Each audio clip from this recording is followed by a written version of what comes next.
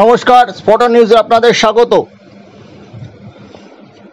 মোহনবাগান নির্বাচনের সমঝোতা প্যানেল আমরা দেখেছি। সেই প্যানেলে দুপক্ষের দুই স্টার ক্যাম্পেনার শিশির ঘোষ এবং মানস ভট্টাচার্য জায়গা পাননি। মানস ভট্টাচার্যর রীতিমতো ছবি দেওয়া হয়েছিল দেবাশিস দত্ত, টুবলাই বসু এবং সত্যজিৎ চ্যাটার্জির পাশে। সত্যজিৎ চ্যাটার্জি যদিও আসেননি গতকাল, তবে তিনি কিন্তু সহসচিব রয়েছেন মানস ভট্টাচার্য। তবে কি হবে, মানস ভট্টাচার্য মোহনবাগান ক্লাবের সহ সভাপতি হচ্ছেন দেবাশিস দত্ত গোষ্ঠী থেকে। গোষ্ঠী কথাটা এখনো বলছি, বা শিবির বলতে পারেন। সেই শিবির থেকে মানস ভট্টাচার্য, উত্তম সাহা এবং টুবলাই বসু, এই তিনজন সহসভাপতি হচ্ছেন। উল্টো দিক থেকে সচিব শিবির অর্থাৎ সিঞ্জয় বসু শিবির থেকে দুজনের সহসভাপতি হওয়া অনেকটাই পাকা। তারা হলেন অরূপ রায়।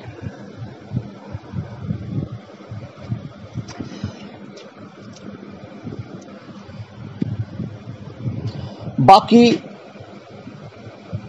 নামগুলির জন্য আলাপ আলোচনা চলছে। সেখানে রয়েছেন দেবাশিস মিত্র কিংবা বেচারাম মান্না, মলয় ঘটক থাকছেন না।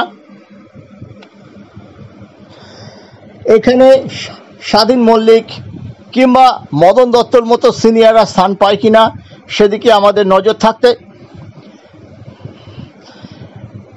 দেবাশিস দত্তর সহসভাপতির নাম প্রায় চূড়ান্ত হয়ে গেছে।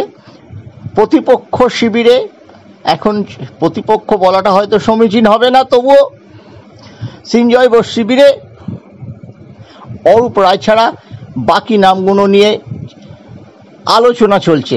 দেখা যাক কোন দিকে যায়। এরই পাশাপাশি হকি সেক্রেটারি পদে শ্যামল মিত্রের বিরুদ্ধে সঞ্জয় ঘোষ নমিনেশন জমা দিয়েছেন। ইনি টালিগঞ্জের বাসিন্দা, রসা রোড সুইস পার্ক এলাকায় থাকেন। গতবারও উনি নমিনেশন জমা দিয়ে নির্বাচনের দিকে নিয়ে গিয়েছিলেন ক্লাবকে। শেষ মুহূর্তে তাকে বলা হয়েছিল যে তাকে কমিটিতে নামা হবে। কি হয়েছে সেটা আপনারা জানেন। এবার দেখা যাক স্ক্রুটিনিতে যদি তার মনোনয়ন বৈধতা পায়, তখন আমাদের কৌতূহল থাকবে তিনি নামটা প্রত্যাহার করেন কিনা। সব মিলিয়ে কিন্তু একটা অ্যান্টি ক্লাইম্যাক্স রয়ে গেল মোহনবাগান নির্বাচন ঘিরে। তার জন্য আমরা যেটা রবিবার বলেছিলাম, আমাদের 14 তারিখ পর্যন্ত অপেক্ষা করতে হবে।